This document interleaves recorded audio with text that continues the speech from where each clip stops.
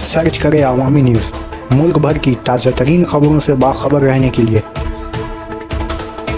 Subscribe करें हमारे channel को और बेल आइकन ज़रूर दबाएं।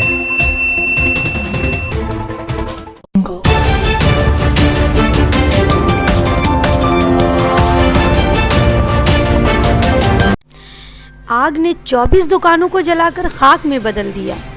सिल्लीगुड़ी जंक्शन ट्रैफिक पॉइंट के सामने सोमवार सुबह आतिशज़दगी का बड़ा मामला सामने आया, जिसमें करीब 24 दुकानें जलकर राख में तब्दील हो गईं, जिससे लाखों रुपया का नुकसान का अंदेशा जताया जा रहा है।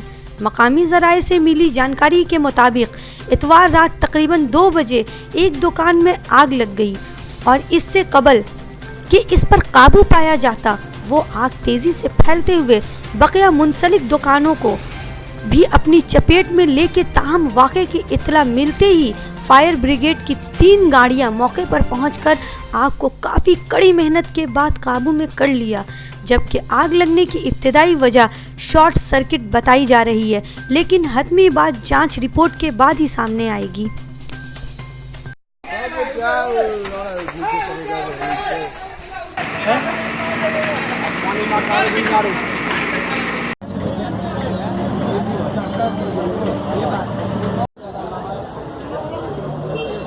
कितना दुकान चला टोटल?